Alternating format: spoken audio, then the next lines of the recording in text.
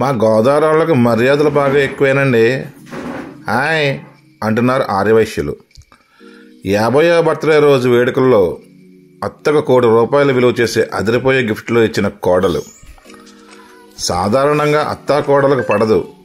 ఏదో విషయాన్ని గొడవలు, అభిప్రాయ భేదాలు సహజమే. మేనరేకం చేసుకున్నా తప్పదు. కానీ వేళల్లో ఒకరు మాత్రమే బాగుంటారు. అది కూడా చాలా అరుదుగా ఉండొచ్చు. అత్తలు కోడళ్లకు, కోడళ్ళు అత్తలకు గిఫ్టులు ఇవ్వడం కూడా అసాధారణమే.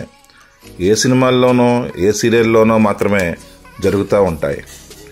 కానీ అంబేద్కర్ కోనసీమ జిల్లా రాజోలు మండలం రాజోలు ఆర్యవైశ్య కళ్యాణ మండపంలో జరిగిన పుట్టినరోజు వేడుకల్లో మాత్రం కోడలా కూతురా అంతకన్నా ఎక్కువ అనేలా దాదాపు ₹1,00,00,000 బహుమతులతో అత్త 50వ పుట్టినరోజు వేడుకలు అంగరంగ వైభవంగా జరిపించడం అందరినీ ఆశ్చర్యపరిచింది.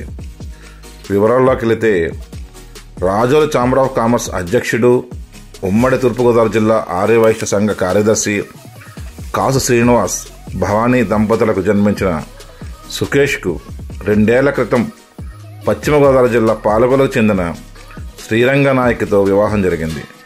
అప్పటి నుంచి అత్తమామలు తనను కన్న తండ్రుల వలె చూసుకుంటున్నారంటూ వేడుకల్లో కన్యాంటి పర్యాంతమైంది.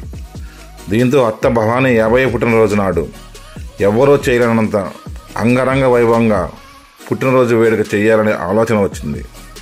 దీనిలో భాగంగానే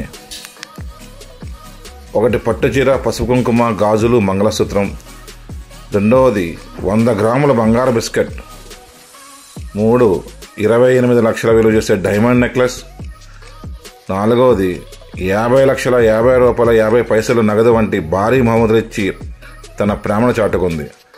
తన అత్త పుట్టినరోజు కలకాలం గుర్తుండిపోయేలా చేశారు. మొదటి 50 అడుగుల పుష్పాలంకారాలతో పాదాలు వేసి ముత్తైదులతో హారతి ఇచ్చి 50 అడుగులలో వేద పండితుల మంత్రోచ్చారణ లోపల నడిపించారు.